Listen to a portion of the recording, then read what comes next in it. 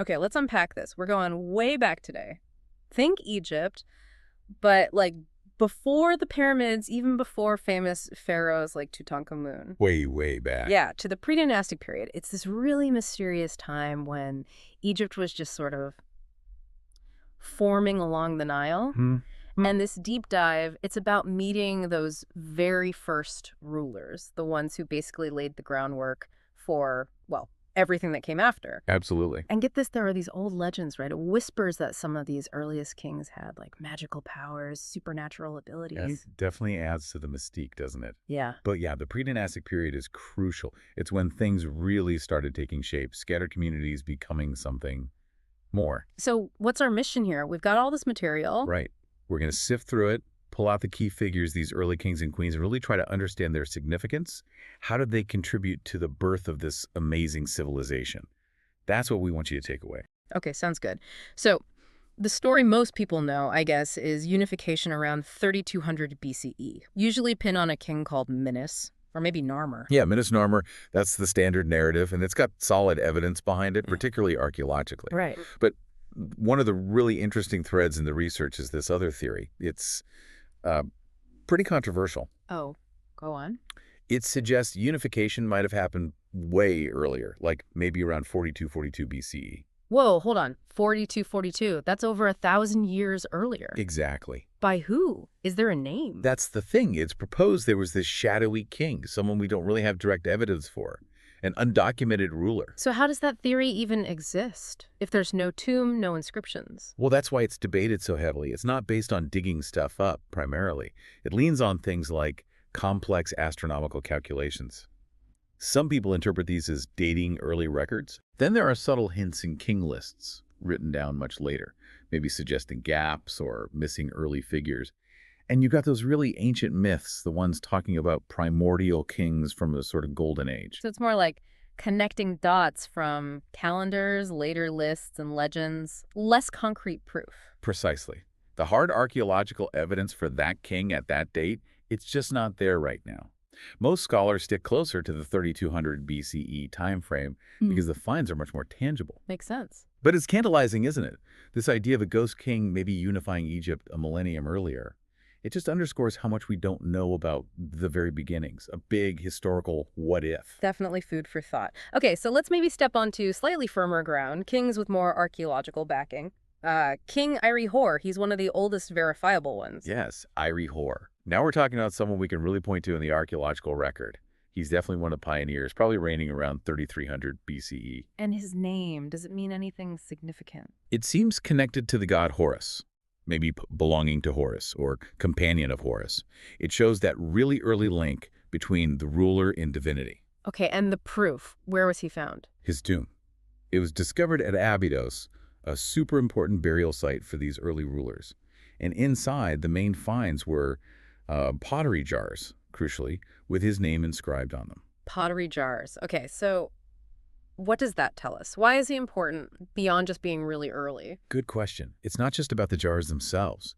Having his name inscribed on them, found in a formal tomb context, suggests organization.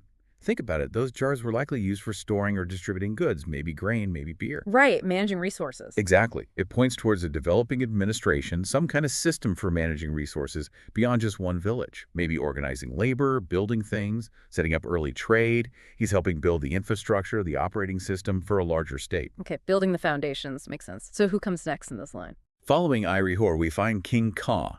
He's another very early figure, probably ruling just before King Scorpion, who might be a bit more familiar. Ka, also found at Abydos. Yep, his tomb is there too. It really cements Abydos as the royal cemetery at this time. And his name, that's the hieroglyph with the two arms raised? That's the one, the Ka symbol. And his name, inscribed on artifacts like pottery and stone vessels, turns up in a surprisingly wide area. Wider than Iry-Hor. Seems like it. Not just Abydos in Upper Egypt, but finds way up north in the delta at a place called Tel Ibrahim Awad, and even more intriguingly, at sites in what's now Israel. Wow, Israel, that early. What does that suggest? Trade? Influence? It strongly suggests one or both. Either his political reach was expanding significantly northwards and eastwards, or Egypt under his rule was engaged in pretty substantial long-distance trade. Trading for things they needed. Probably. Things like timber, certain oils, maybe resin stuff not readily available in the Nile Valley. Finding his mark on items so far away hints at Egypt connecting with the wider region, exchanging goods, maybe ideas too. So more than just a local ruler, and you mentioned something about royal symbols becoming more consistent with him. Yes, that's really key for King Ka. He's one of the very first kings where we see the consistent use of what becomes standard royal iconography, specifically the Serek. The rectangular frame thing. Looks like a palace facade. Exactly that. Enclosing his name within the Serek wasn't just decorative, it was a powerful statement of kingship, of authority centered in the palace. He was helping visually define what it meant to be king. It's the beginning of that visual language of power that lasts for thousands of years. Solidifying the brand, basically. Okay, and speaking of iconic, the next name, King Scorpion. That one rings a bell. Probably from movies, but he's historically important too.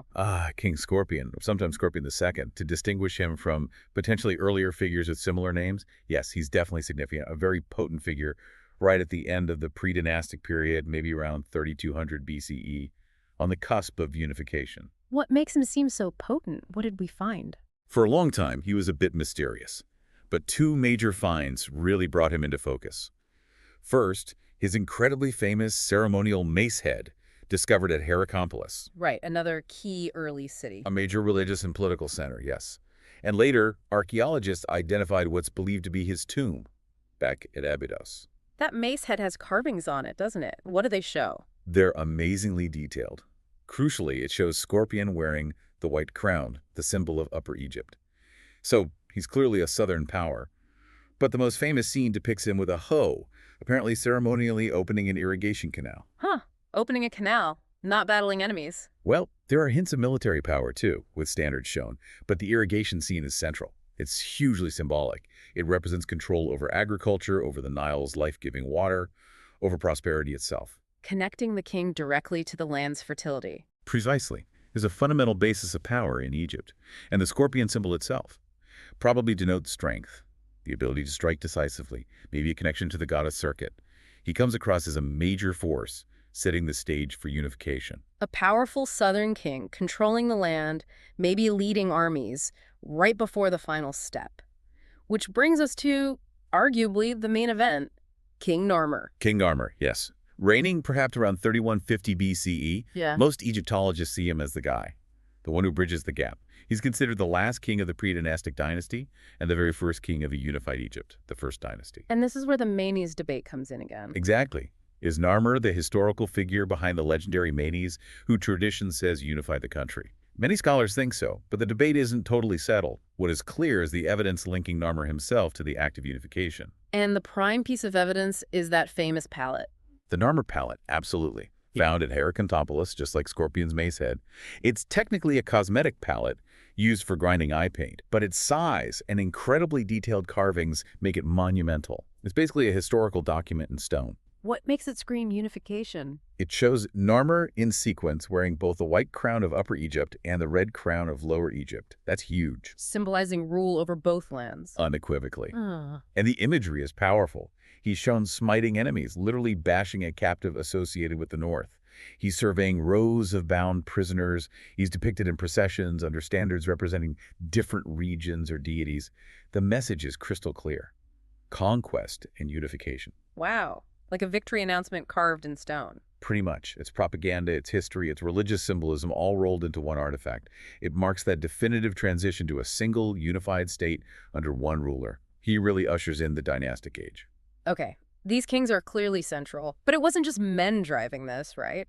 The outline mentioned pre-dynastic queens playing a role too. Absolutely essential not to overlook them. While the evidence often favors kings, maybe because of later biases in recording or discovery, powerful women were clearly part of this foundational story. Queen Neithotep stands out as a prime example. Neithotep. What's her connection to Narmer? She's widely believed to have been Narmer's principal wife, and possibly the mother of his successor, Hor-Ha, the next king in the first dynasty. Okay, so right at the heart of that transition. Exactly. And her name itself is significant. Neith is satisfying. Neith was a very ancient and powerful goddess, particularly associated with the Delta region, Lower Egypt. Ah, so Narmer's from the south, she's potentially from the north. Precisely. Many scholars see their marriage as a crucial political alliance, a strategic union to help cement the unification, legitimizing Narmer's rule over the newly incorporated North and bringing the two parts of the country together at the highest level. Makes perfect sense. Did she have power in her own right? It certainly seems so. Her connection to the goddess Neith would have lent her significant religious authority, and her tomb provides more clues. That's so. Her tomb, found at Nakata, another important early site, is huge. It's a massive mastaba, one of the largest from this early period, easily rivaling those of the kings. Its sheer scale points to her immense status and influence. So not just a consort. Unlikely just a consort. Some Egyptologists even interpret evidence from her tomb complex to suggest she might have ruled as regent for a time, maybe after Narmer died and before Hara was old enough. That's debated. But her tomb's prominence undeniably shows she was a major figure. Wow. So we have kings unifying, queens helping cement that unity, developing administration, trade, royal symbols. This period wasn't simple at all. Not even close. It's easy to think of it as just scattered tribes, but it was clearly a time of intense change, complexity, and innovation. You have these tangible finds, the tombs, the palettes, the pottery, but also that layer of mystery, the legends, a hint of magic maybe influencing how people saw their rulers. It was a period of huge challenges, I imagine. Enormous challenges, bringing different regions together, creating systems to manage a larger population and territory, developing agriculture, defending borders, but also incredible creativity and ambition. They were literally inventing a civilization. It's so easy to just skip ahead to the pyramids, to the New Kingdom. I know the later periods are so spectacular, but everything achieved then stands on the foundation built during this predynastic era. It really is the bedrock. It absolutely is. The concept of divine kingship, the administrative structures, the art styles, the writing system starting to emerge, the very idea of Egypt as a unified entity, it all has its roots right here. When we get to the first dynasty, things really take off, but it's because this groundwork was already laid. An incredible journey through such a formative time, meeting these figures who were essentially the founding fathers and mothers of ancient Egypt. Pioneers, absolutely, charting unknown territory both literally and politically. So let's leave our listeners with something to chew on. We started with that controversial idea, didn't we? That ghost king potentially unifying Egypt way back in 42 BCE. Right, that tantalizing but unproven theory. So here's the thought. Imagine if, someday, archaeologists did find clear, undeniable proof.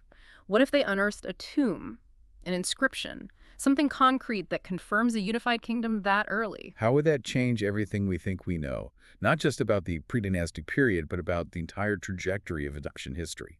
All 3,000 plus years of it. It's mind-bending. What other secrets are still out there buried under the sand, just waiting to rewrite the first chapter? It reminds us that history is never fully written. There's always more to discover.